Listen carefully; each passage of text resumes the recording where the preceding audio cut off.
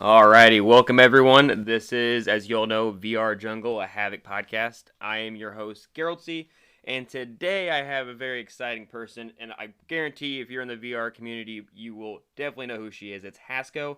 And go ahead, Hasko, if you want to say more about you, go ahead, because I don't like giving spiels about people because they do it way better than I will. Thank you for having me on the podcast. Yeah. I appreciate the invitation. Basically, I help out with VR communities. I've done a lot of different things in life and even in this industry in particular, but I've played competitively, worked with players. I'm a journalist, so I write articles about VR, gaming, esports, fitness. And so now I'm actually helping out in some of the communities with like community managers, social media, that sort of thing. Oh yeah, I remember the first time I got VR. I got VR about the same time, I think, right when Population One came out, and I joined that server, and I saw you in there, and then I went and played another game, and you popped up in there. I'm just like, I asked someone from my team, I go, "Who's Hasko?" Like she is everywhere. If there's a game and something community driven, like there's a chance that you're gonna be in there helping it out. Yeah, you need that meme. You know that meme where it's got the on the Yeah. we see her face everywhere. It's kind of funny. People always used to think, like some of my friends maybe who aren't into gaming, they're like, "Isn't that an insult?" And I'm like, "No, I mean it's just funny. I think memes are hilarious." Yeah, my favorite one is the Hasko typing. I really like that one. Yeah. Well, it's because I try to not do it so much anymore, but when I started gaming, I was completely new to gaming. Completely. I had never gamed before because I never played flat games or like those console games. Yeah. I never played Atari or Nintendo or PlayStation. I just never did any of that. And so therefore I wasn't familiar with gaming platforms, even like, let's say, Discord or Twitch and things like that. And so I didn't realize, like, when you write on Discord, I would always use a computer. And so if I typed, let's say, 3 or 4 paragraphs on the computer, it's like that long, not realizing that most people would access that sort of thing on the phone, and it would end up being pages and pages. And so it just kind of became a thing. I did type too much. And I always tell them I type because I'm doing something good for you. So we apply it to my articles and my writing. If I'm typing, it's usually because I'm promoting someone, which is a good thing. Yeah, for sure.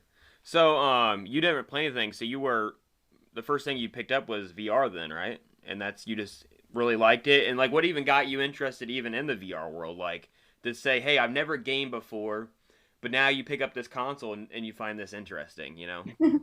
So you haven't heard this story about how I got into VR? No, Oh, okay. Well, then you should like this. Basically, I have 5 kids, and my oldest 2 sons actually joined the military when they were 17.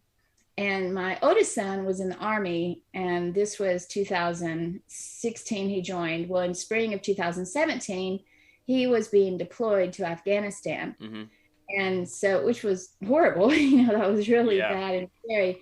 But we went to see him off at Fort Bragg in North Carolina, and he wanted us to go to Best Buy with him. And that really wasn't my thing because I wasn't into tech at all. Like, that was a complete understatement. I didn't like it at all. I hadn't even had like a TV. I'd never really watched television or owned a TV. As a matter of fact, the TV I have in the background, he bought me earlier this year because he's like, you should have a television. And I actually told one of my friends today, I said, I have to get rid of that TV because I swear I think I've gained 30 pounds since he brought the TV here because I watch TV now. I'm like, that's so unhealthy. You found out what Netflix is. Yeah, exactly. And it's such an unhealthy habit compared to something like virtual reality, VR gaming, or just going outside, which is what I would do before. I would just go outside in the yard. So anyway, we went to Best Buy, and he said, I want you to try this thing called VR. Yeah. And I was like, what is that? He said, well, you put this on and all this and come try it. And I was like, that really sounds very silly. Like, I don't really try that at all. And so he said, please, come on, I think you'll like it. And so I was like, okay, I love my son. I wanted to be there with him. So I put on the headset. It was a Rift, of course. And it was the weirdest thing. It still gives me chills to this day every time I tell this story. But I literally immediately thought, wow. Really? Yeah. Oh my goodness. I thought you could use this technology, this tool for so many Yeah. amazing things. Like it still gives me chills. I was just thinking What was the you could game? teach people with this. They had at that time it was Robo Recall. They were demoing Robo Recall, Okay. and there was something else I'm trying to remember, but that's the one that sticks in my head is what I remember most. Mm-hmm. And it was just really amazing. And so I bought it on the spot. I bought a headset, and I didn't even have a gaming computer, but my son, because he was being deployed, he was leaving his, he had to leave all his stuff in the Yeah. States Yeah. like a year. So he left his gaming computer. We hooked up the Rift to the gaming computer, and I started playing like 8 to 10 hours a day. Dang. I just loved it. Absolutely loved it. And as a matter of fact, here's a fun fact. Here's a fun Hasko fact. Yeah. I played every day Robo Recall until I had the top score in every single category of Robo Recall, even the advanced categories. Dang. That was my goal. My goal was to have my name at the top of every list on Robo Recall. So you didn't just like dabble in it. You just went at it. That's crazy. That's awesome. Yeah, one time I bought the headset and took it home, I was just like, wow, this is the greatest thing ever. It's so cool. Now at that time I had no idea of anything like multiplayer or anything like that. I knew that it was helping my health because I was feeling better. I was taking less medication. I was losing weight because I was playing instead of eating, or when I had to take medication, because I was on a lot of pain meds at that time. I would be able to extend the period in between pain when I had to take pain medication because it would just distract me just enough where I could drag it out a little bit more. And so that was April of 2017. And then by May, the end of May, my family was like, you're really driving us a little crazy with the robots because it would show on the screen. Yeah. And every day I would be in there like ripping apart the robots, And I did try the climb at that time. I think it was the climb. I liked that. And there were a couple other things, but they're all single player. And then my husband at the time actually suggested to me Echo Arena. He said it has robots, but it's a multiplayer game. So there are other real people in there. Yeah. And I was like, I don't know. That doesn't really sound like something that I would like. Yeah. And so my kids were like, oh, come on, you might like it. Try it. It's something different. Yeah. And so I thought, okay, I mean, I'm pretty adventurous and curious. So I always like to try new things. And so I went in, and it was so funny because I can still remember like spawning into the lobby and being like, okay, what's going on here? Yeah. And you know how it is, like we see that expression, like you put that human emotion expression on the current Echo bots who come in new to Echo Arena. Yeah. There's, what is this place? Yeah. And did they have that open lobby still where you can fly around, play with the little dinosaurs, or was Okay, so the lobby situation at the time, it's kind of funny you asked that because at the time, I don't know if you were there then, but you had to open a bar, lift a bar to get out of your spawn pod to go into to actually interact in the lobby. Did you ever see that or have to do that? So it's still part of the game now, but I think you only have to do it once, and it's when you first load in for the very first time, it opens it up, but I don't think it does it every single time though. No, it doesn't. But the thing is, it doesn't do that at all. Like when you go into the game now, the regular, the multiplayer game. But it was weird because it forced you to do that. And not only did it force you to do it, it forced you to do it every time. But it also forced you to do it in the play areas, which was really funny because we would all just be like, but I'll spawn in. Let me get my bar up. Because new people didn't know how to do it, which was really funny. And all of the people who got used to playing, we would always fly over. If we saw somebody spawning, we'd fly over and be like, hi, you're going to have to do this. So we would have to explain to them every single time how to get their bar up. But I met a lot of people in there and started playing, had a lot of fun. It was just, it's a great game. I thought that it felt so real and it's just so completely immersive. Yeah. And the people were friendly. The developers were great. I made some friends with just the community overall. Yeah. And then I was impressed with the whole ecosystem, everything from the players, new players, Yeah. the helpers, because we had a lot of people who helped train people, up to the company Ready at Dawn that made the game. And so basically I started playing on a team because we started having like community competitions, Discord competitions, stuff like that. Kind of like what we're doing now with the other, like you're trying to do with Larcenauts and some other games. And so I started playing that competitively, and my team did pretty well. I played mostly with Billyisms and a few other players, but we actually had a teammate, Billy and I did. At that time, there were 3 people on an Echo team versus now there's 4. Okay. But we tried out for the Nationals and the North American Nationals, which was going to be held at Oculus Connect 4. And our team was so close to making it to Nationals. Awesome. And then we had the qualifiers to go to Nationals.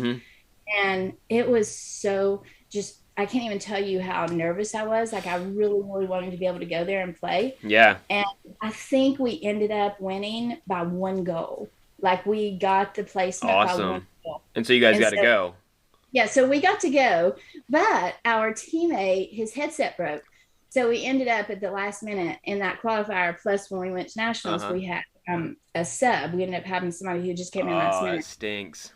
So, yes, but then we also went against our first match there to see if we got to advance or not, was against the team that ended up being the world champions the first 2 years of VR League, or the first 2 seasons. And so, it was funny how it all worked out, and it was all good, and it was a great experience, and I had a wonderful time there. But one funny story about going to Oculus Connect was when they were preparing for all the players to go, and do you have any special needs or anything like that?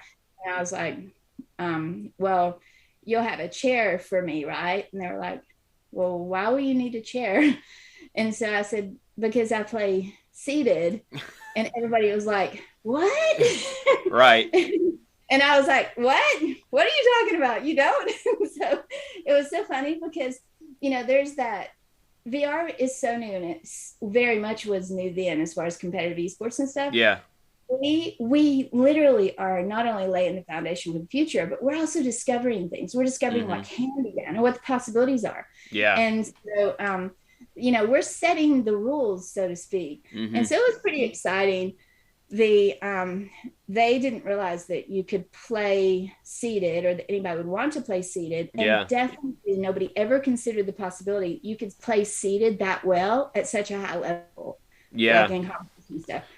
And so, anyway, I went, had my chair, had a great time, met some friends, and just have been helping with that community. Yeah, I'm surprised that there wasn't anybody that might have been paralyzed at VR that would be at a high level like that, because I know plenty of people now that you play with them that sitting down now is not very uncommon at all to be seen. Well, now people realize they know they can do it because they've been told yes, you still can play VR seated. Yeah. Because at the beginning they were kind of anticipating. I think Oculus and other manufacturers were kind of anticipating it would be because it is physical, but you can be seated and still be physical. And if someone's paralyzed, if they can't move their legs, you can still have all your upper body movement. Exactly. You adapt based on what you're able to do, what you're capable of, and what your desires are. So if you really want to play a game, you want to do Beat Saber or whatever it is, you're going to do the best you can within your own limitations. Exactly. We actually, in VR League Season 3, we had a finalist in, I'm trying to think, I think it was Space Junkies. As one of the finalists for Space Junkies was and what is paralyzed. Yeah. So and uses a wheelchair all the time. Yeah, I think it'd be really cool, especially being paralyzed, or even born without the ability to walk, not just becoming paralyzed, but putting on a headset and then getting that feeling of what it feels to walk for the first time would be to me I would like that if I was paralyzed, to be able to get that feeling back of being super fast and running and jumping around. Like that's what I really love about VR when it comes to like that aspect of stuff. And Yeah, definitely one of the blessings. And the guy in season 3, he actually isn't paralyzed, but he has a nerve disorder. So he has to use a wheelchair all the time because of that. But he had a, same as me, like with a chair, except he had a stool on stage that he played in. And, I just think it's important for people to understand that VR is very accessible for that. It's very accessible, but like you say, it can also be emotionally and otherwise rewarding because you are put in a different place, in a different environment. You're immersed in their presence. The presence is what makes it so special, because you could play a game. You could have a person who can't walk play a 2D game and they can walk across that screen. Yeah. That is absolutely not the same as a person in immersive reality with presence. Like they're flying across space or they're running across the field, because you actually feel like you're doing it, because it tricks your brain into thinking you are. Totally agree with that. And like, that's the joy of it. Yeah, and I definitely like playing a flat game. Like I've only gotten like a weird vertigo sometimes if I play on my big screen, I jump off something. But like now take that and tenfold it into a headset. Like there's times where I do something in VR. Like I think the very first time I played Echo, I had one of those rectangle things you grab, come right at my face, and because I was you're pretty much just floating, and you just don't stop yourself unless you grab onto something. And I didn't see it, and I turned around, and I literally almost fell in real life. I'm like that, and I'm like, it wasn't gonna hurt me. It's like, geez. Right.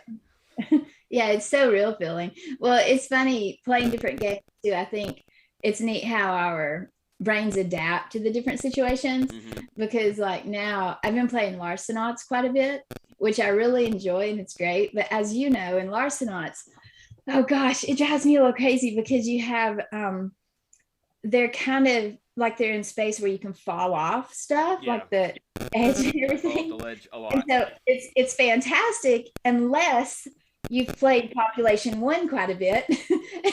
So, you try and fly? Yes, I constantly play Larcenauts, and every time I can't help myself, I fall off the ledge and I stick my arms out thinking I'm going to float somewhere.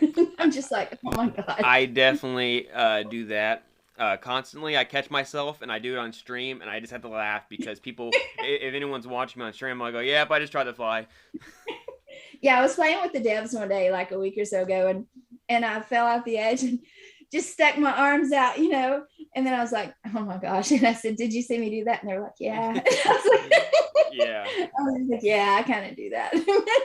Yeah, and I think it's kind of cool that I think at the age that you came into VR is probably like picking up VR now and going to Echo compared to like picking it up when you played it. Like only people that really had VR is people that had a PC, that had a full build, had the funding, unlike an Oculus now that they make it so cheap and so like anyone can have it. Like that's where you get these 13 to 18 range group now instead of 18 to this range, unless someone knows about tech that as a parent gives them a headset. So like how was it compared to be playing in the VR world with pretty much, say this the nicest way, like very mature people at that time, compared to coming in now? And I can't tell you how many times, but the first time I played Echo, I have some kid coming at me that was probably 8 years old with a dinosaur poking me in the head with a dinosaur in VR world. Well, I will say that might not necessarily be an 8-year-old kid, because I kind of like to play with the toys in Echo as well. I do. I do too. But they were talking to me. Poke people in the eye with them, not usually. Yeah. Sometimes I do. Although sometimes I have to say it's kind of entertaining to poke people in the eye as well. Your friends, of course, not just strangers. Yeah. I don't poke strangers in the eye. But I do think that I hear what you're asking.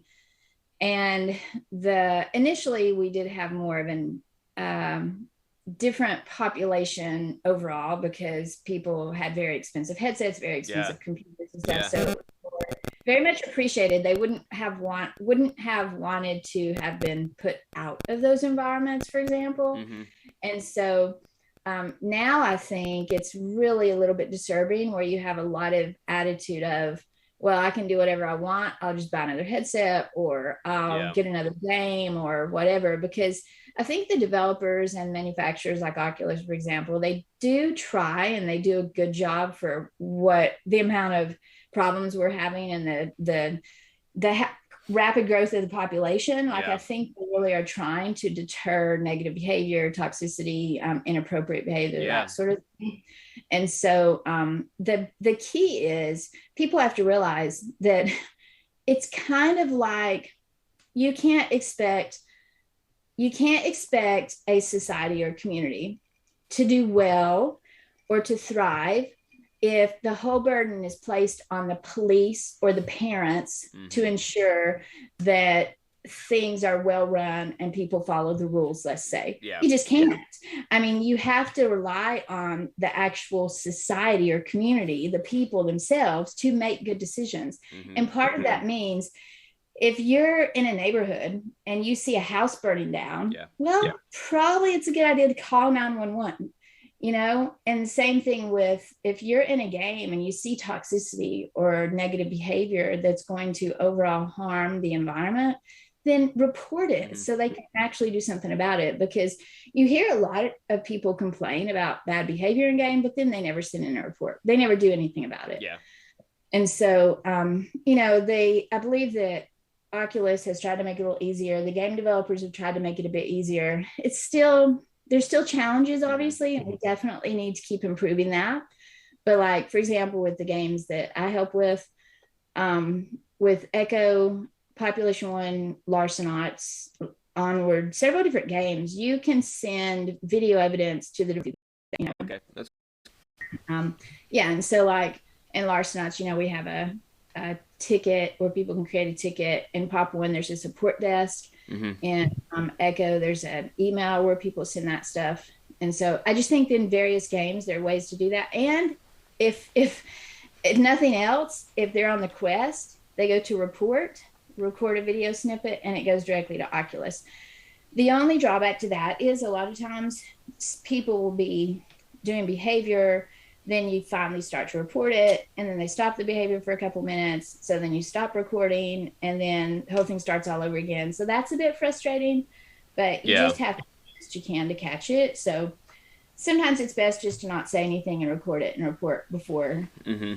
Yeah, and don't engage with them. Yeah, and the thing with like VR, like people don't understand is there is a thing called like quote unquote keyboard like kind of warrior. They think they're safe because they're in their house doing something, and they just think they can do whatever they want.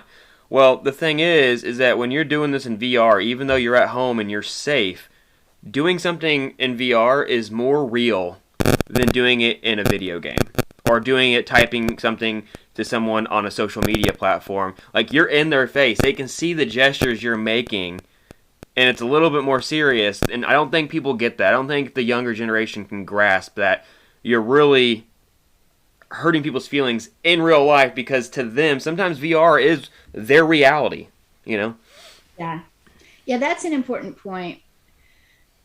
Basically, because of presence, if we're moving toward a society or a humanity, a version of humanity where we interact this way, we've already seen the dangers of, let's say, bullying on social media.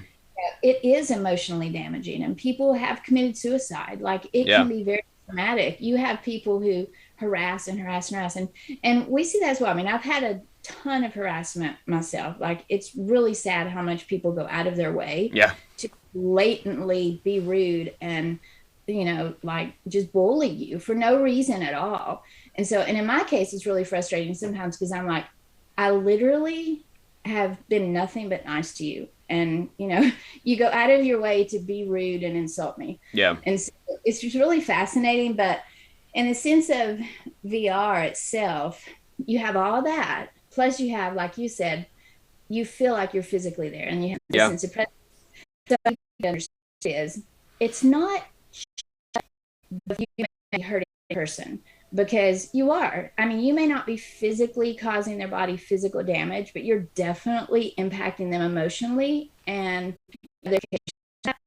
the potentially also physical hormonal and other effects on yourself. What are we doing to our own bodies? For example, we have a 14-year-old who plays with a group of friends who think absolutely hilarious to teabag everyone after they win, kill somebody in a computer game.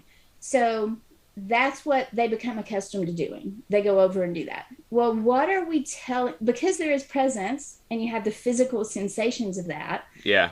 What are the ramifications of teaching your body to physically make those motions and get pleasure out of forcing your crotch in somebody else's face?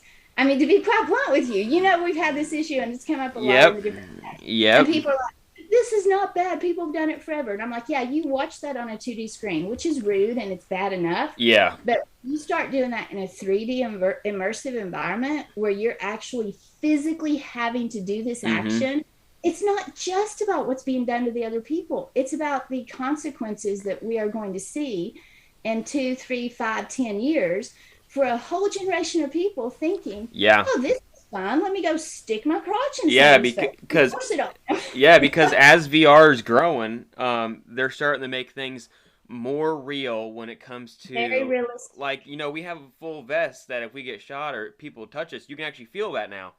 Exactly. So in like 10 years, if you teabag someone, they're gonna literally feel that realness, and that's when it's gonna get weird. And I think it's kind of funny when it's not funny that people do it. It's just funny when you watch people on stream, because it's like they just did that in real life and they just dipped down, and I'm just like, it's not a good look. It's just not a good look at all. And it's like, I'm not laughing at what you just did. I'm laughing at you for what you just did. Not the concept of it, make sure we don't get that like turned around. But yeah, I think it's just and people need to remember, like, I've taken a lot of flack for speaking out against those sorts of things, or people acting like they're jerking off in somebody's face or whatever. And it's just, again, you will find, and I think this, my whole mindset is always for the greater good. It may not be a particular thing that I even individually, maybe there's not a huge issue with a particular person or whatever, but for the greater good, we really have to be thinking about what we're doing and what standards we're setting and what the consequences are going to be down the road. And so, when we're doing that and you see that stuff on stream, people think it's funny to see it's on stream. But then what that encourages is other people come into immersive reality and do the same thing. Then they're getting those feelings and the actions, and they're impacting others. And especially when you do that in some games and you get in the habit of doing that, and then you go do it in other games like Echo, which feels incredibly real when you've got somebody there humping your face. It's one of those things where it's very much about the fact that we need to think about the consequences. And also, you have the person that's being done to, the person that's doing it, the viewer on stream potentially watching this, but you also have the people in the physical environment watching this. So let's take, for example, a child who's in an abusive home. Let's say a child grows up in a home and sees a father beating his mother frequently in physical reality, okay? He sees that. He can hear the words, the language, but he also sees the physical motion. And that's harmful. That's harmful for children to see that, or anybody have to watch that. When you're in virtual reality with presence, and you have kids or anybody else who's having to sit there and watch you do those sorts of things, it's disturbing, not just on the level of the person doing it or being done to, but also what message are we teaching, and what are we, sending along to everyone else watching those environments or watching that happen. Because as immersive reality grows, as this becomes more pervasive and prevalent and common, and for us to be able to use augmented glasses or virtual headsets and stuff, we have to decide, do we really want to do this for good, or do we just want to point blank screw people up? Because I can tell you right now, allowing that stuff to continue is going to screw people up. Yeah, yeah, and as this gets bigger, because we all know VR is just the technology is a continuous advancement of just realism, everything. I think within the next 10 years, I don't think that even I think the bigger consoles will shift away from flat gaming to the virtual world, and we're already seeing that as well. And I definitely think this is the next step, and there's going to have to be certain guidelines and maybe even like weird laws that come into effect of like what you're really doing can be considered or kind of brought to a court of reality if you do something, because there are younger adults, younger kids in there, 18 younger. Like, you would not go to someone in real life, which virtual reality is almost real, and teabag a kid.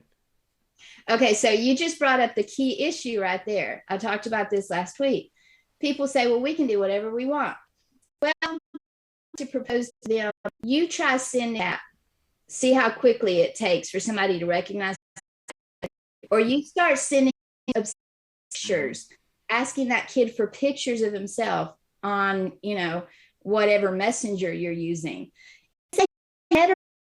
People think they can just do what they want in VR, and it's just like, that's right. So that's what level is going to be. I'm not really a big fan of, like, in general, I like freedom of speech, expression, etc. Yeah. But when it comes to things like inappropriate sexual behavior or any type of behavior or misbehavior conduct toward minors and stuff, that's a totally different area. Like, it's a totally, completely different sort of thing. Mm-hmm. If you and your wife get in VR and want to go to a private place and have virtual sex, go for it. That's your business. Yeah. But you should not be doing that in public social lobbies where there are other people present. Like, you wouldn't go do that at the grocery store. It's okay to go do that in a lobby. And so with, those are the kind of things I think that we are going to have to be a little bit more picky about. And I do think the game developers and headset manufacturers are already trying to enforce those sorts of things. But as a society overall and the VR community, when you were talking about laws, I think there will end up being some actual laws against, for example, virtual sexual misconduct and stuff. Yeah. And the reason I say that is because I would have said probably 2 years ago, I don't know that we need to be legislating that. But after seeing the things I've seen take place, I was just in a game the other day and heard maybe a teenager, not older, but he was very obviously not like a very deep voice yet. Yeah. And he was saying to this kid, I heard him talking to this kid, and he was like, hey, come over here. And he's like, this kid who was obviously younger was like, what is it? And he said, come over here. I want to show you something. Come here. And I was like, well, I know what's going to happen. So sure enough, this kid goes to the area where this guy is, and then this guy's standing there groping him and acting like he's kissing him. This is happening. People are naive if they think it's not happening. And I know. I've seen cases happen in population. But... Oh, it's happening everywhere, every single VR game. And so what bothers me is the fact that we still have those people who say, oh, you just overreact about stuff and you shouldn't be talking about this. And I'm like, you know what? I love VR. I love the games. I love the communities, but I also want to see it thrive. Yeah. I want it to be here forever. And so if we want that to be the case, we have to make it a place where people can go there and be safe and not feel like, it's a dangerous, unsafe, bad, horrible place. And so definitely, unfortunately, I think in regards to the child laws, there probably will be within the next several years some sorts of abuse laws, specifically with sexual misconduct, just because we're seeing it so much. Honestly, I just think it's going to happen. It's really sad and it's frustrating, but it's a safety thing. You can't. And then that brings the question of, Well, people are going to say, I guarantee you, and you know this is true, the people you play with, like the people we know in our games, Yeah. they're going to say, well, I didn't know it was a kid. How am I supposed to know it was a kid I was doing that to? Well, maybe that's why you should get out of the habit of doing it to anybody in the first place. Exactly. Exactly. And I mean, like, there's time and places of doing things like that. If you're in an area that says this is 18 plus, and there's not supposed to be a child there, like if you find someone in Poker Stars, Yeah. yeah, like Poker Stars is 18 plus, and they allow adults to know if a kid's there. Instead of saying something to them, you can just completely kick them out. It's like, no, we know you're that, and they have the ability, just like, you're done, you're out of here, you're underage, you're not supposed to be in here, you're not supposed to be involved in our conversations, you're not supposed to be involved in gambling in the United States at the age of under 18. And so, but when it comes to bigger things like population lobbies, like Population One, large knots, they don't have guidelines to say, hey, this is 18 plus, so you have to know that you agreed on a policy that there will be minors there. And so it's like, hey, watch your mouth. Like, there is these areas that you can go if you want to do this. Yeah, and people need to recognize that a large percentage of the population is minors. I mean, I've seen some really Especially after this past year. things. Yeah, and that's exactly right. And I've seen some stuff, the same thing as with on Discords and stuff.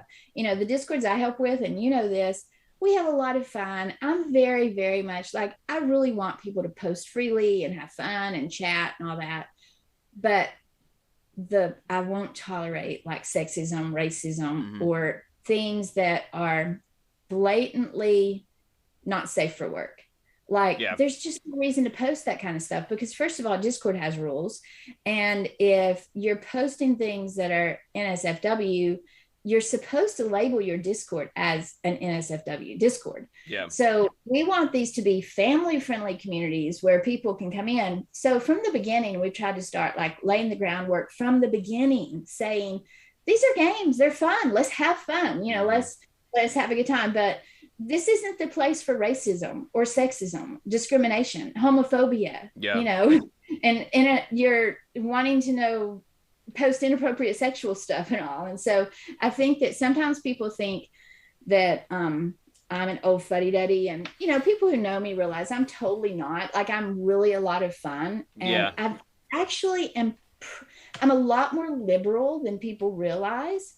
But when it comes to safety and privacy and those kind of things, I think you just also have to have some common sense. And sometimes these people just don't. Yeah. It's just like they really don't. No, like I can't tell you how many times people have tried to give me like actual physical phone numbers. I'm like, I don't really know you. I'm not going to give you my live phone number. Like, I have enough times where I give my number to a company and then they go and sell it to a whole bunch of telemarketers, and I don't stop getting phone calls because, you know, if you give someone your number, that's a link to your life. That's a pathway to find out more information if they really want to steal something from you, take advantage of you. A lot of things can happen once you start giving them personal information.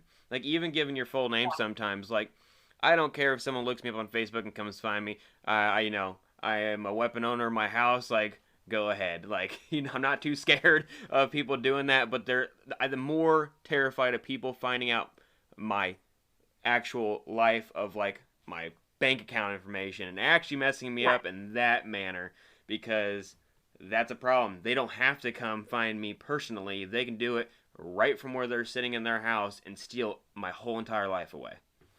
Yeah, and we're seeing now, you know, there are like a lot of Discord scams and different stuff going on. People just have to use some sense and be careful, not click on links they didn't request. And then I think in game, that's just a matter of education too. We really need the whole community stepping up to educate players. And it's not just a large majority of that needs to happen toward younger people. Like when we did back in the 80s, when the internet started becoming a thing, you know, there was federal funding for push for education to tell people, you don't know these people. Don't put your information out there. Be careful what you share. Don't put your bank account. stuff, because people did it because they didn't really realize. And even still now, you see that with phone scams, and people fall for it still. Yep. And so I think we're in a new phase where we're really going to need to start developing those sorts of resources for virtual reality and immersive reality overall, because you want people to understand VR is just on the sexual aspect for a second. For example, VR is very intimate. We're touching and that's a good thing. Human touch is amazing, powerful thing. And you can have, I think personally, deeper friendships that way, but it's also a danger for people who are being drawn into maybe relationships, like the example I gave you a minute ago, where people are being friendly and then they're touching you. Next thing you know, they're touching you inappropriately. And so I think that those are things we need to be aware of and really concerned about. But resources, training, teaching would be good.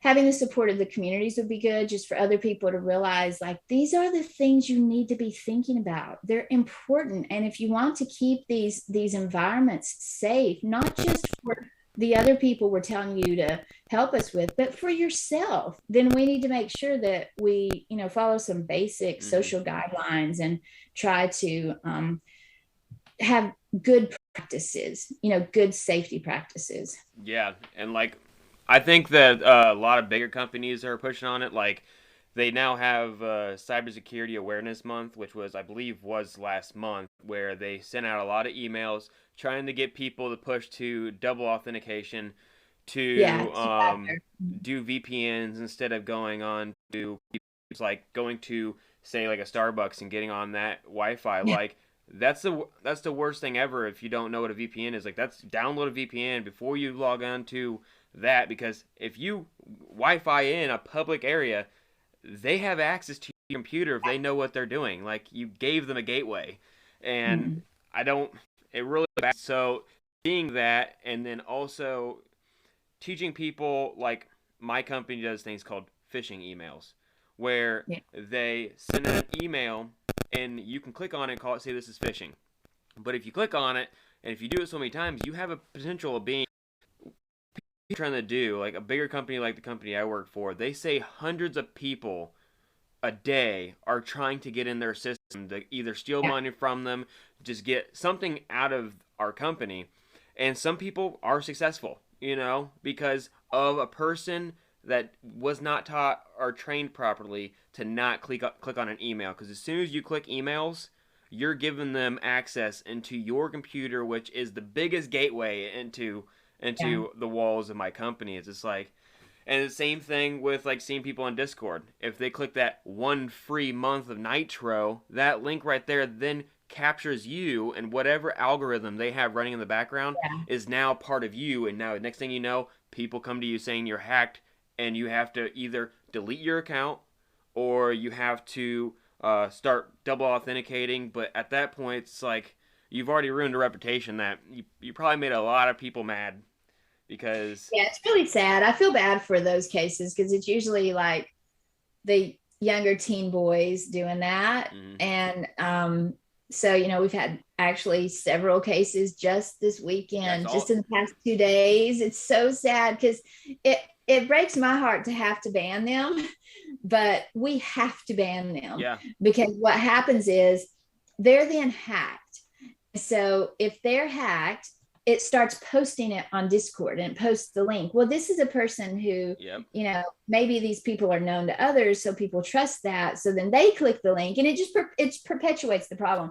So what we do is we ban them, but we let everybody know if it's not an actual bot and this person is an actual person who is banned, they can do the 2-factor authentication and stuff, and verification, and come back. So we're happy to have them back, but we have to treat everybody the same in those cases, because it's dangerous for the thousands of people we have on the Discord communities. Like, Echo has over 30,000 people. Population One has almost 15,000. We have thousands of people we're looking out for. And because this one person clicked a link, we can't let that spread. But I hate doing that. But a minute ago, you said something that made me think of another story in game. I was telling somebody one time about how needing the education and stuff. as far as teaching younger generations, but also other people as well. But and I would say mostly probably though I'm seeing this with younger players, and by younger I do mean like say under 16. I don't mean under 10. I'm saying young teens that they come in there, they become friends with people and stuff. And I was telling somebody this one day, and I said, they think they're friends with you, so they will tell you whatever you ask. And they're like, really? And so I said, yeah. And so we just so happened to go into a lobby. I was in a game, and this kid came over and was talking to me. I was like, yeah, we were talking stuff. And I said, did you have a good day at school and all this? And they're like, yeah, my school, blah, blah, blah, blah, in such and such city, blah, blah, blah, blah. Oh, dang. And honest to goodness, I'm sitting there going, okay, this is what I was talking about. And so I tell this child, I'm like, please do not say that stuff here. Do not tell me where you go to school. Do not tell me where you live. This is not healthy. And so, we really need to try to be training against that. And another thing is, it's not just about training them not to do it, but also training our community members to help self-police and watch for that sort of thing. Just like the example I gave you from the other day, if you hear an older teen or another kid or an adult asking a kid, hey, come over here and chat with me, where do you live? That sort of stuff. Oh my gosh, please, for goodness sakes, report it. That is not normal. Yeah, that's baiting. No one in a VR game should be asking another person, especially a child, where they live or what their real name is. I mean, it's just, we need to be helping each other and watching out for one another. And I think that people are so busy defending their rights, and they're so busy saying, I'll do whatever the crap I want. We're realizing that we're saying these things for the greater good, to protect everybody in the community. Yeah. And I definitely think that it's the same thing when anything's new. VR's new. It's still new. Even though the very first headset was probably built in like, late 80s, early 90s, but it was huge like any other thing. It's going to have those gray areas where if we don't start doing something early, then it's never going to get fixed.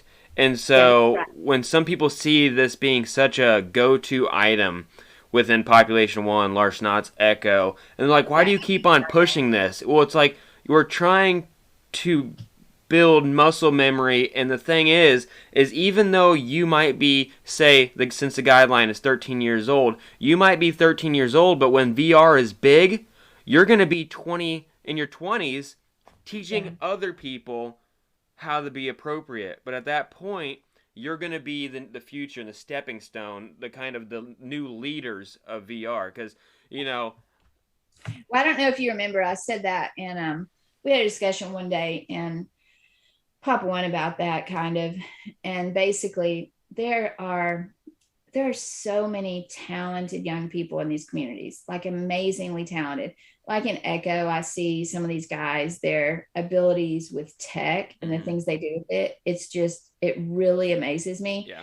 And I've seen that over the different communities that I've gone into. And like with Beat Saber, the way they integrate mixed reality, and they just seem to do it so seamlessly. And I know it takes a lot of work, but I've talked with a lot of them, and it's also something that they just are very good at. It's a natural skill that they also seem to be very good at this sort of thing. And with Pop One, some of those younger players in there, very young, I think, like they're barely old enough to be on Discord, 13, 14, 15 years old. Yeah. And they have so much talent and ability and knowledge of the games, and specifically certain games. So like with Population 1, for example, some of them, oh my gosh, sometimes I swear I think they know more than the developers. The developers make the game, but these guys, they know the players and the best places on the map and all this kind of stuff. It's really, really cool and exciting. But occasionally they'll do something that's just really, to be quite blunt, just really stupid. And, I try to remind them, I'm like, this is the way I see my role in the community. I try to remind them that they are there for a reason. They have so much talent, and they literally are laying the foundation or the groundwork for the future of a whole industry. Yeah. So they, at a very young age, they get to help decide, how do we want the industry to progress. Do you want good communities?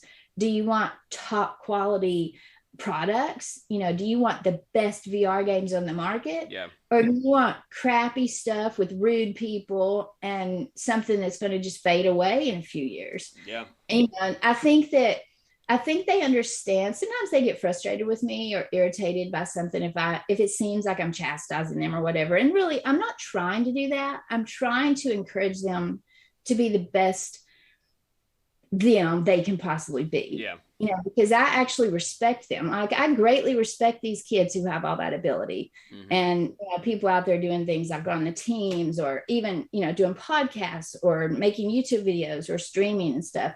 There's a lot of work put into those things. Yeah. And so I think that they, if there's ever a moment where I'm just like, well, maybe you can do a better way to be critical, it's to be constructive, mm-hmm. Constructive criticism, and say, wow, I could really see you having a good opportunity with this, but maybe you want to be a little more positive, or maybe just leave off this thing and it'll attract a larger group of people. Yeah. Yeah. And so with you being in all these Discords and obviously modding them and stuff, what even got you to even be noticed to be like the go-to person to be like, hey, you're the community type of person?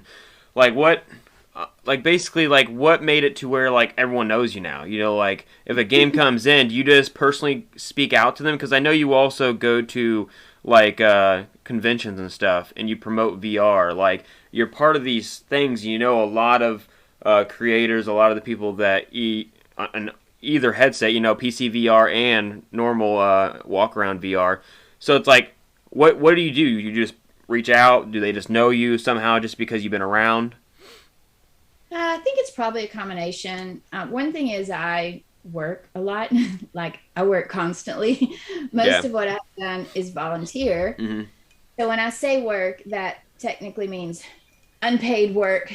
But for me, I think I just am passionate about the community and about the technology. And so I've put a lot of time and energy into promoting the people, the games, the leagues, whatever. Yeah. Free, because I do it out of passion versus trying to get something for myself or an income from it. Yeah.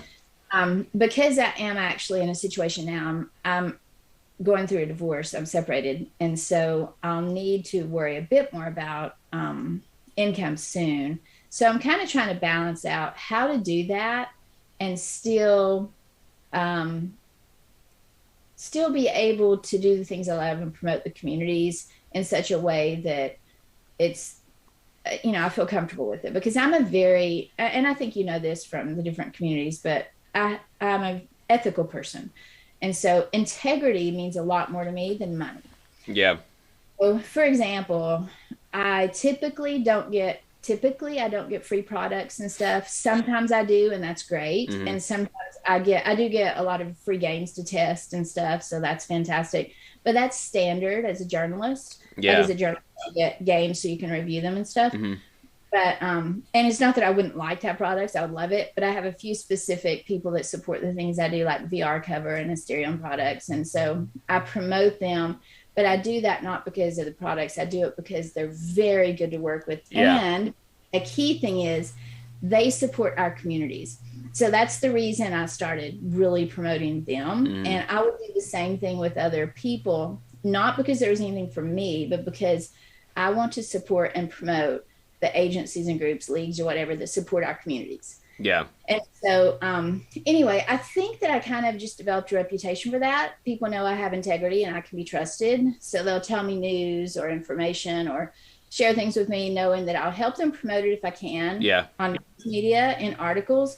But also, if they're doing good in the community, I'm happy to pass them along to someone else who can benefit from that, and they can benefit without getting anything for myself. I think some people, for example, have they'll ask for, what are they called, referral fees or founders fees. I can't remember. The types of things like that. Yeah. I just don't do that. I'm just for me, that just feels like, maybe it's from being from the South or something, but that just feels like I need to get a a referral fee for telling my 12-year-old neighbor that he should go mow Mrs. Brown's yard down the road. Yeah, like say, hey, I got $15. She wants you to mow, but then you give him $10. Yeah, I just think it's just weird. It's just not my thing. Yeah. I'm not against other people doing it. And, we've talked about this. I'm totally not against what most people do at all. I really don't care. And I don't even want to know about it. Yeah. I just, for me personally, I make my decisions based on my own values and the reputation I want to maintain. Mm-hmm. I want to have a reputation of integrity and doing good for others without any expectation of anything in return. Yeah. With that said, I actually am officially helping on Larcenauts now, which is great. And I also am going to be doing something else, which is really cool that I can't mention. Awesome. And then I'm working on a job. I'm trying to get a job that'll help me with basically just exactly what I want to do, which is social and community work and social media marketing and stuff. So we'll see how that goes, but awesome. That's my ultimate goal. Yeah. I really want to do community management all the time because I'm good at that, but I would still want to be able to write articles sometimes as well, because I just feel like that's how I give back. People don't realize, like, I don't get paid for 99% of the things I write.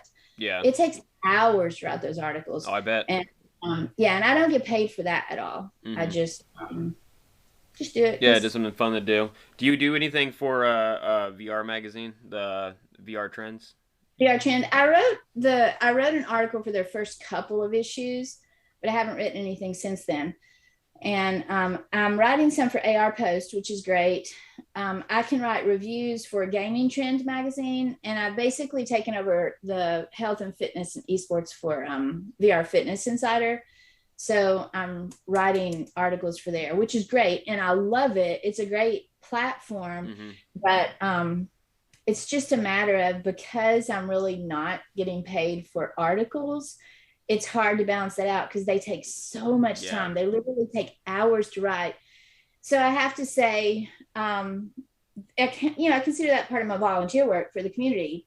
But at the same time, I have to be careful at some point to do something that makes money so I can buy food and pay bills. Yeah. Yeah. You got to eat and pay bills, or, you're just going to be somewhere in a box with a PC and a VR headset. Yeah. And that's kind of funny. Like, I really don't care that much. I'm not a very materialistic person. I can do with very little. In fact, last summer when I lived here, none of this was here that you see around. Mm-hmm. And I literally had internet and electricity here at this trailer I live in now, but I did not have any floors. And you can see that floor is still messed up because it has come totally, it's just broken. Yeah. I don't know what I'm going to do, but it's going to be that way for a long time because I can't fix it. Yeah. But I didn't have any floors. The only thing in this whole trailer was subfloor, like all last summer. And I didn't have bathrooms. So I had to go out in the woods to go to the bathroom because there were no bathrooms here. And so people don't realize, like, I was still working and trying to make money because I had power and I had internet, I had my computer. I had a mattress on the floor and I would sit there on my computer working. Sounds very adventurous, very adventurous. Yeah. Yeah, I like adventure. I definitely like having indoor bathrooms though. Adventure's good, but go in the bathroom outside. There's someone on TikTok that is living in a van going around, and people were interested on TikTok, like, how she'd go to the bathroom out there, and she was like showing them how she dug a hole, and she goes, yeah, you just gotta do that, and you gotta squat down because oddly enough you can't do it standing up or you will have health issues. Yeah, it's kind of funny. I mean, it also makes you wonder, like, how I think some people just have never had to live with any hardship.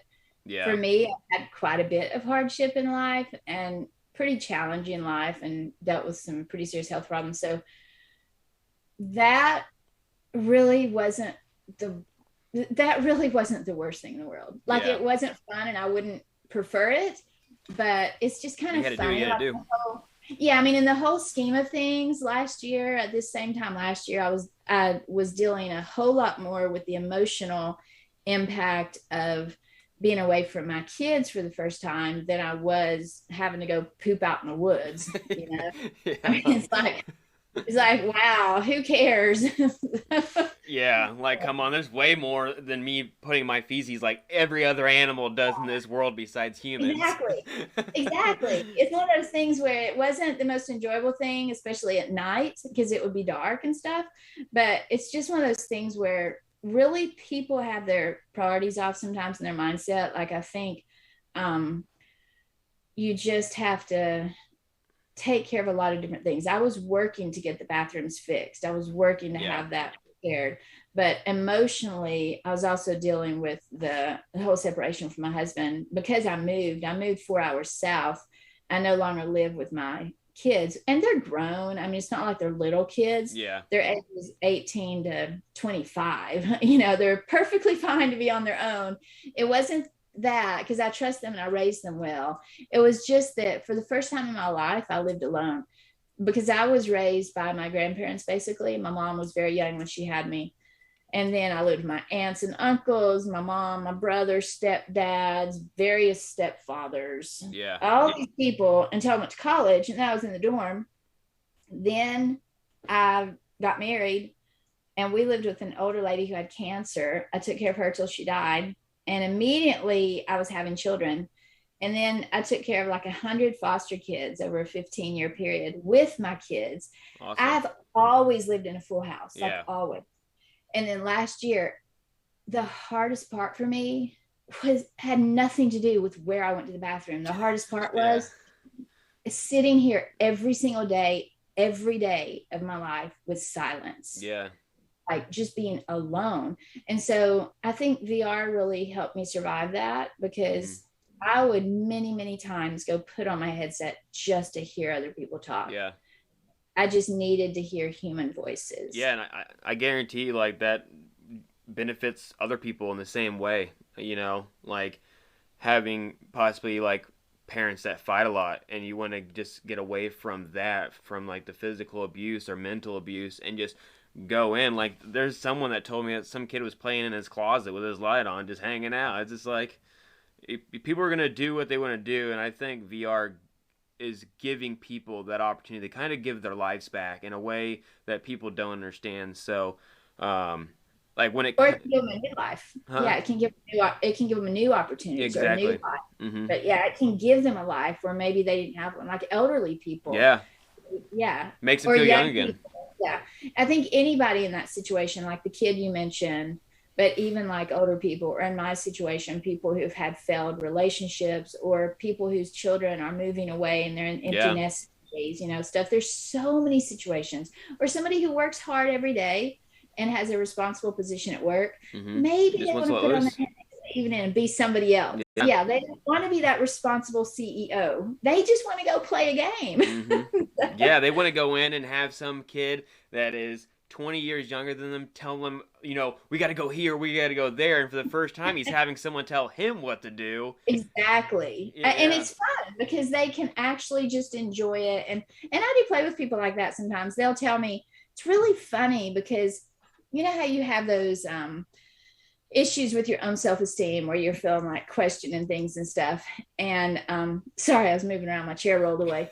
But I have had so many people say, we enjoy playing with you, like just because we like to hear you laugh and just having fun, because all day I work hard and I'm stressed, and when I hear you laugh, it just makes me feel not stressed. And I'm like, that's very nice. Thank you for that. That makes me feel good. I remember seeing you in the Larsenuts testing thing, and I kept on running into you, and I'm like, I feel so bad because she's gonna think that I'm literally headhunting her, and I'm not doing that. She just keeps going the same corner, and then you were trying out the new character, and that was the first time, like, that character right now is such a tank. Like, I was like going around everywhere. I'm like, she just won't go down.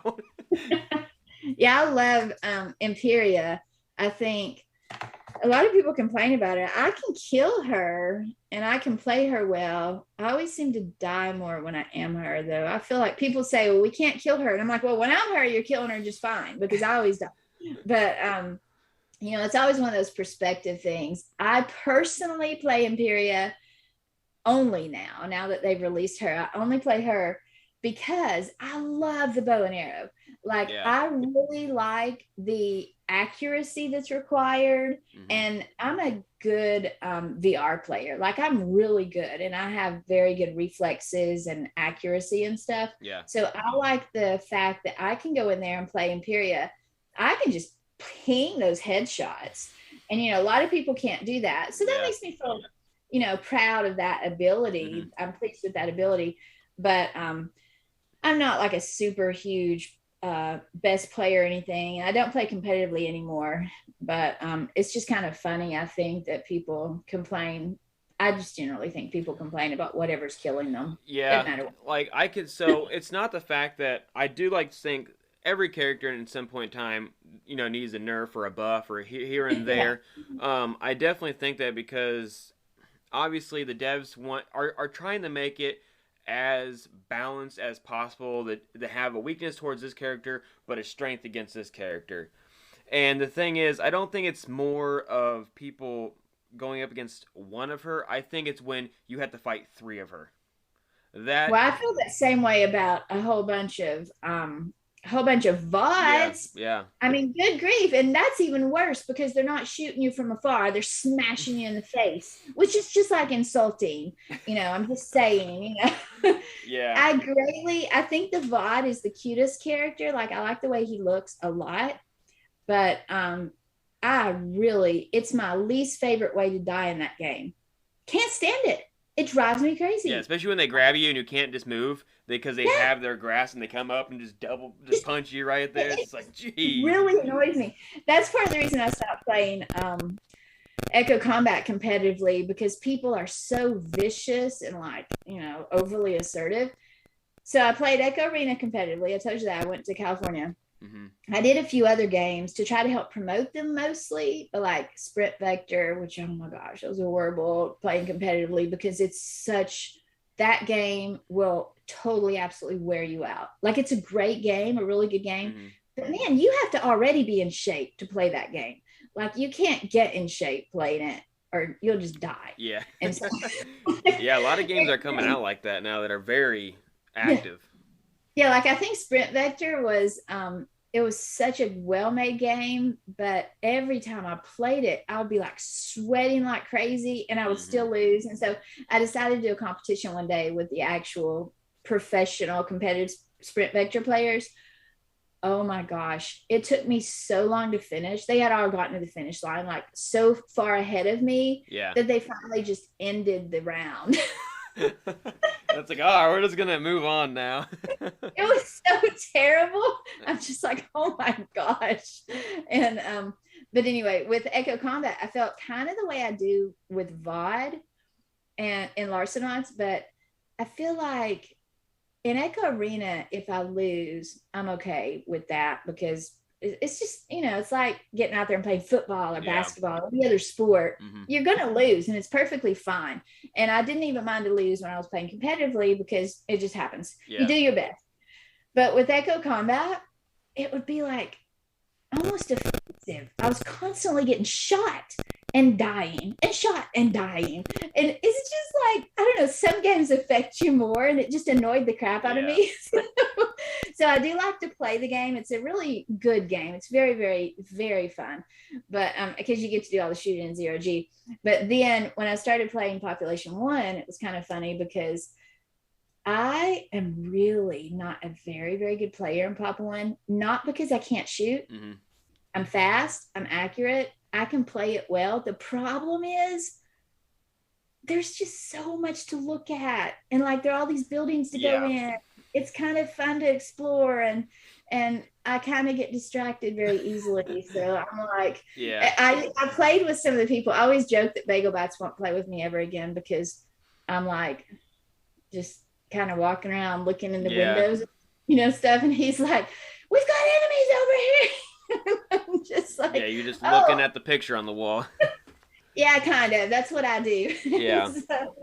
But with Larcenauts, I won't play competitively, but I do really enjoy just playing the game. It's a fun game. Yeah, I I think really it's enjoy going it. to do really well. I like the fact that the developers are working hard to update it, listen to the community. It's so Hmm. funny because people complain about stuff, and I'm just like on Discord, just they're listening, they're reading, they're Oh listening. yeah, Everybody's for sure. I know for a like, fact they're reading it. I know, and I'm just like, just be patient. And Yeah. then I thought last week was funny because they're just like people complaining. I was like, just be patient. And then they did that nice update last week, which I thought was great, and the players were really happy with that, which was good. But I think it's just one of those win-win situations where we have a good community there. It's a really, really good game, and you have engaged developers who are Hmm. doing the right Yeah. things to make it grow. So I'm hoping that we'll continue to see the baseline growth, and then maybe we'll have some opportunities around Christmas for a really large amount of growth. That Yeah, would be for really sure. Because I think since the whole pandemic stuff and electronics are really hard to get, um, pushed a lot of people to get a headset because yeah. I know for a fact that if I was asked to buy $1,000 PS4 for my child or for myself, I wouldn't do it for myself either because it's not worth that much money. When at that point, if you're going to spend so much money on a PS5 that's only worth, in the scheme of things, maybe $500, you might as well just buy a really nice PC at that point with a better graphics card that you're going to get than a PlayStation, and then get PC VR. But when I saw it, I saw the Oculus, and I got the 256 gig one because that's all they had left in the store. And I'm just like, well, I'm not getting a PlayStation 5 this year, so I was like, all right, I guess I'll try it out. And then I had the same thing when I got home. I was like, if I don't like it, Target gives you like a month, you can just take it back, and it's like if you don't like it. And I put it on. I'm just like, this is my life now. Yeah, it's really amazing. I'm so glad. I really like the Quest 2. I still like the Quest. I have a Quest 1 that I play sometimes. It's great. And the with the Quest 2, it's just so easy. I have a Rift that I sometimes will go do like I have to review games, or if I need to do things, I use my PC. My Mhm. PC's been I need to change the graphics card in it, and that's just I can't do that by myself, so I'm waiting for my son to come help. But I do use that and enjoy it. But when I just want to play VR, 99% of the time it's just going to be the Quest 2, because it's so easy to put on. Yeah, it is. The games are right there. And honestly, people say something about the graphics compared to PC. When I'm playing on my Quest, I don't notice any issue with the graphics at all. Mm-hmm. I mean, I think they're fantastic. When I put my Rift on now, I will say I'm just like, wow. Like, you can really see the difference. Yeah. But unless I actually do that, I'm perfectly fine to have the Quest on and enjoy it. Yeah. And It's not like it's not a lower quality to me. Some people say that, but I think that's because you usually only hear that from people who play PC VR a lot, and then they put on a Quest for something, not the opposite. Yeah, a kid that starts out with an Oculus will never know what you're talking about. They'll never understand what they're missing out. Obviously, a heavier machine that can handle PC VR is obviously going to run at full capability, and it's going to look beautiful. Obviously, it's almost like Pavlov, right? Pavlov, and then they have Pavlov Shack, which is a downgraded, pretty much graphics in it. I guess the difference is Pavlov is more colorful, has more things in motion, and because it can handle it. But then Pavlov Shack just pretty much takes that graphics and say, hey, a Quest can usually only handle 90 hertz. So let's just kind of give it close to that to where it equalizes, but we're not really completely destroying our game. Right. Yeah, and they still look good. I mean, they're really just fun and fantastic, and it's amazing that you can put that on and feel like you're right there doing these great things. So yeah. Anyway. But yeah, so we're getting past an hour now. So is there anything you kind of want to say lastly before we kind of wrap it up? I think we covered quite a bit of stuff. Yeah, you have anything coming up? You have any community events coming up that you plan on doing? Anything with? For sure. So basically, during the holidays, I run holiday events. And so those are just community driven. We have different people in the communities that help with them. We would love to have anybody join in, participate. Last year and the year before last, the things I did, I usually buy like a lot of the gifts and things like that. We have had a few things donated, and that's always appreciated. But this year, I'm trying to get a little bit more of the donation side versus the buying side. Yeah. So if anybody wanted to, put anything in the pool toward that, that would be great. We call them stocking stuffers. And basically, though, it doesn't matter. It's just like with anything else. The goal is really community fun, get everybody together. We usually let people sign up for with one friend, but these are not team-based. They're not competitive. The goal is to have fun. We do not give prizes to the winners. We give prizes to people based on recommendations or nominations, rather, of sportsmanship awards, things like that. Yeah. So it really promotes a sense of community versus the top players in the game. That's not always the goal. Sometimes the goal is simply seeing someone who steps up to help another player, or to really promote a good attitude when there maybe could be a bad one. And so basically I'll be doing some things in Echo Arena, Population 1, and also Larcenauts. I think we're holding the Larcenauts event actually until New Year's. Okay. And so that one actually won't be at Christmas, but I believe the Echo event should be the weekend of December 4th and 5th. It'll be registration before that, and teams will get to play together the week before. And then for Pop 1, it'll be the weekend of 18th and 19th, but the same thing. Yeah. They'll play together the week before. And so these will be all new people just meeting each other. So we recommend this for anybody in the community. It's like brand new players. It's a good opportunity to pop in and meet other people. And it's a good chance for high-ranked players or casual players or everybody else just to go in there and have fun. It's not about competition. It's about just having some fun together and maybe winning prizes and stuff. Yeah, that's awesome that everyone does that. And even the events that you set in just some random Discords, like the reason why I'm doing this podcast is because of an event that you created, Like, I did that podcast, and I was just like, I really enjoy doing this, so I'm just going to make it a thing. So I have to, give you a lot of credit for this even existing, for this to even be happening. That's why I was like, I have to eventually have you on here. But I know, last month you're kind of busy. I think you were traveling and everything. So you're catching me at a week when I'm home, because I'm leaving again the next weekend. So I'll be gone next weekend for the next week. I'm coming home for Facebook Connect, so I'll be at my own place to be able to watch that. Yeah. And I'm leaving again 2 days after that to go to California for 2 weeks. I'll be gone for a couple weeks to California. Then I'm coming back and going to Philadelphia. And then, now this is real exciting. Nobody knows this yet, so I'm telling you for the first time. But so in January, I'm going to the Pop 1, CES in January. Yeah. And then I'm going to the live meetup we're planning on January 8th in Las Vegas. We have an actual Population 1 live meetup. Awesome. I don't know if you are planning to go to that or have heard of that. I've heard of it, but I think me going to Vegas would be pretty bad.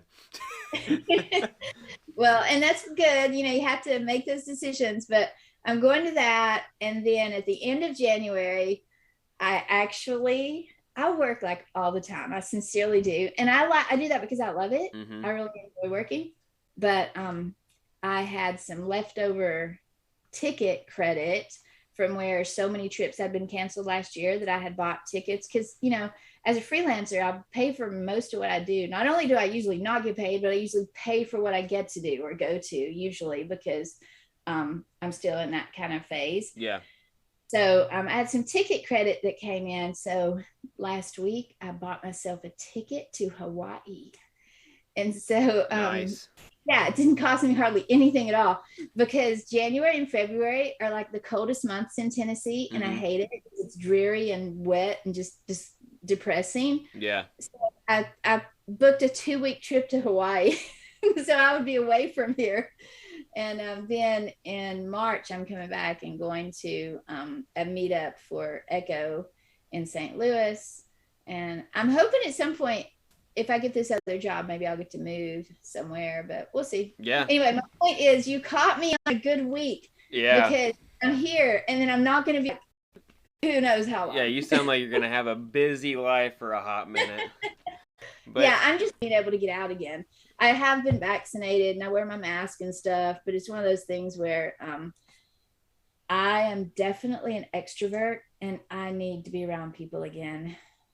yeah, so yeah, that's awesome. Well, I hope you have a very fun year. That sounds amazing in that event, and safe travels on all of that because uh, you know uh, traveling can always be exciting sometimes. Some things happen that you're just like that was not expected at all. Like I think the greatest thing about traveling sometimes, especially when you're driving somewhere, you're just like getting a flat tire. You're just like that wasn't expected, but all right, we're on vacation though. Yeah, and I like that attitude. I think that's great. So a lot of people, um, so much of it's perspective, and I appreciate you inviting me to be on the show, and also the podcast you did with, I think it was with Complete Guarantee. Yeah. And so, just participating in the contest and also being part of the community and trying to encourage growth there and stuff. But I like the attitude you have that you're trying to improve the community and help move it forward. So thank you for that. That's always very much noticed and appreciated. Yeah, I try my best, especially with like Havoc as an organization. It's like when I bring people in, like they have to understand that there is no toxic policy. Like I have a toxic policy for. All right, I have a toxic policy that basically saying like if I don't care if you're the greatest player in the game, Yeah. if you come in and you do not follow their guidelines, like teabagging someone or doing inappropriate gestures, I will remove you off the team. And yeah, I'll look like a fool because I removed probably one of the best players in the game.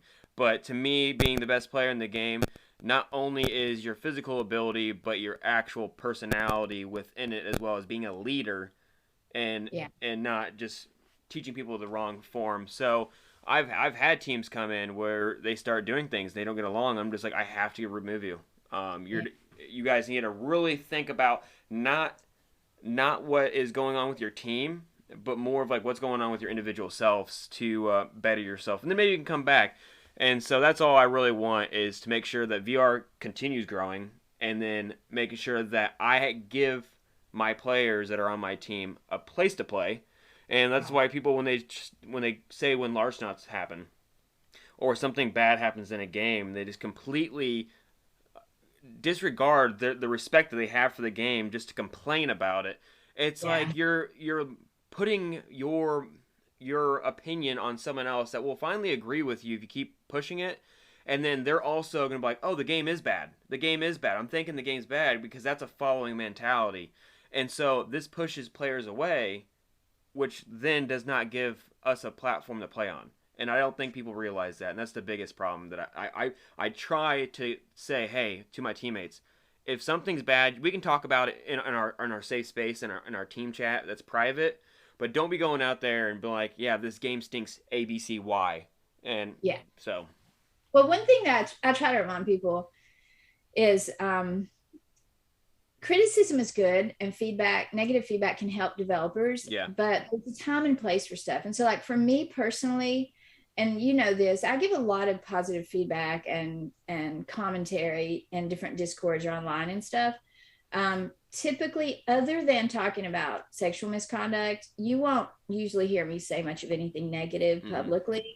If I have something negative to say to somebody, and this, we've had these discussions, and I've had these discussions with various members of the community.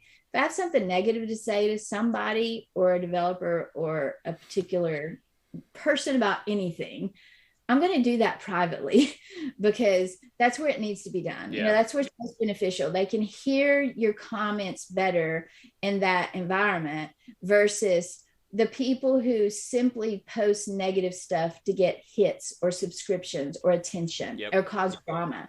And there are too many people, like especially on Discord or, just YouTube, different places, TikTok, whatever. They go out there and post all this negative stuff simply for the purpose of attention and drama and clickbait. And following versus the fact that they really think it'll help.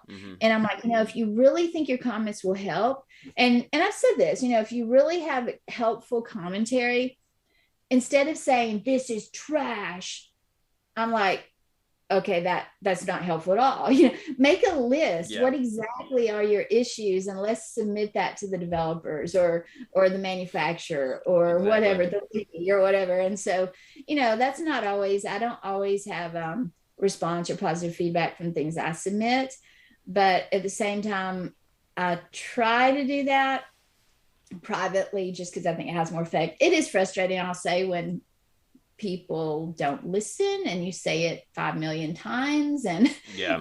so sometimes I do understand the temptation to definitely say more, but it's one of those things where we have to try to remember the greater good. And so, but Yeah. anyway, But yeah, but thank you for having me today and chatting. There was a lot of conversation about different things. Hopefully people enjoyed it. yeah, I definitely like. I always from the complete podcast. You can see the development of this, and it's gotten pretty crazy. And like even now, like just seeing where it is now, I'm just like, this is crazy compared to what it was. But That's great. yeah, thanks for coming on, and like thanks for what you do for the community and everything you're doing to the discords. You're definitely going to be like the forefront of how people should act and what community is about, So I really appreciate you doing that, and I will be putting all of your anything social media wise that you want. I'll put in the description if you just Okay. want to send to me after this. But everyone, like I said, this is VR Jungle Havoc podcast, and today I had Hasko on, and it was a good one. Really appreciate it. Thank you. Yep. Thanks. Mhm.